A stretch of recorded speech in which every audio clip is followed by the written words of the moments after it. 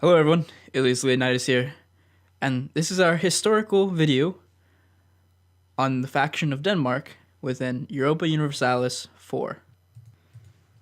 Now within Europa Universalis 4, Denmark has a rather interesting start. It starts off as the controller slash the senior partner to a union known as the Kalmar Union, which existed between Norway, Sweden, and Denmark, with Norway and Sweden being the minor or junior partners, and Denmark being the major or primary leader slash partner of the Union. Now, at the start of Europa Universalis 4, the Kalmar Union controls Denmark, Norway, Sweden, the Faroe Islands, Iceland. This large strength and control of land made the Kalmar Union a rather formidable power within Europe at the time. Now, the Kalmar Union had two capitals. The first was in Roskilde from 1397 to 1416, and then the more famous capital slash what we know as the capital of Denmark in modern day, which was Copenhagen from 1416 to 1523. Now, the Union wasn't quite how we think of certain functions, like, for example, the United States. These entities were somewhat more sovereign. Sweden was its own separate area, as was Norway and Denmark, but coalesced into this union. They followed kind of the same policies, and especially when it came to foreign policies and actions, they were directed by the same monarchy or the same ruling dynasty. And that dynasty was made up of bloodlines that came from all three of the countries, or all three of the kingdoms, as they would be at that time. Now, the Kalmar Union was primarily formed as a counterbalance or a counterweight to the Hanseatic League. Was a commercial and defensive agreement between merchant guilds and certain German ports and market cities. This Hanseatic League controlled the Baltic Sea trade and most commercial trade through northern Germany and the local region for well over 3 centuries, and was one of the primary rivals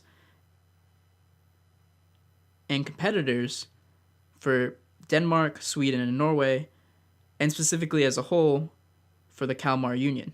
The Kalmar Union existed from 1397 to 1523, in which all three of them existed. Now, after this union expired in 1523, Sweden broke away from the union, but Denmark and Norway stayed united kind of under a different agreement or under the Denmark-Norway realm. What drove Sweden to rebel was largely an act by the ruling class and nobility, those under the monarchy within Sweden, as the monarchy as a whole wanted more centralization and more control. Though since the Kalmar Union wasn't a very centralized entity or union, and pretty much was made up of almost 3 sovereign entities, this led to kind of a rivalry and resentment between specifically the Danish nobility and ruling class and the Swedish nobility and ruling class, with the Danish nobility and ruling class seeing themselves as superior given the fact that the monarchy was stationed and the capital of the Union was stationed within Copenhagen within the Danish lands.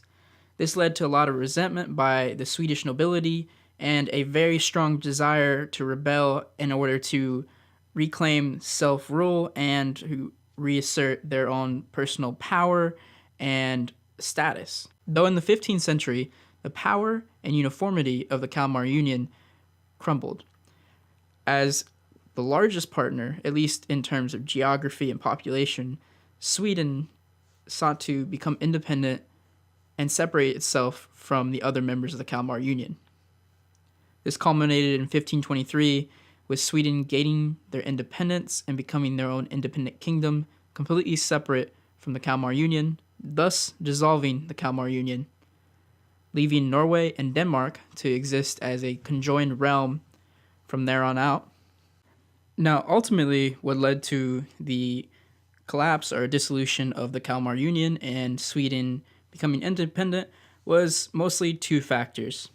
The first was the factor we touched upon, which was Swedish nobility and ruling class wishing to be able to control their own destiny and kind of continuing to create and maintain their own cultural ties, practices, separated from the other members of the Kalmar Union. The second reason was because of the Hanseatic League, or the Hanseatic League, pretty much collapsing around this time. By the 1500s, the Hanseatic League ceased to be as important as it once was. It still existed, but it largely was no longer the prime controller that it had been when it controlled pretty much the entirety of the Baltic and northern Germany from about the 1100s to the 1400s. It is therefore in the early game of Europa Universalis IV that Denmark seeks to continue and control the Kalmar Union. And it is for that very reason that the power of Denmark tends to fade in most Europa Universalis IV games by the mid to early game. That's because Sweden gains its independence, and then Norway tends to also seek its independence, or is granted its independence when Denmark slowly starts to lose wars or battles against rivals that become much larger and much more powerful as the centuries tick on within the game. Denmark has a very interesting start game and is a very fascinating culture with its own amazing and completely unique history.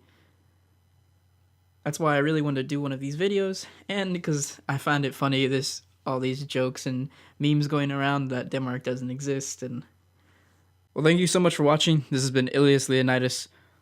Hope to see you in the Let's Play we're going to have for Denmark and Europa Universalis 4, or I'll see you in the next historical faction video.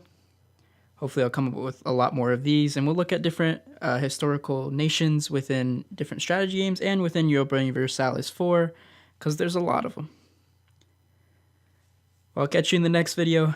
Ciao for now.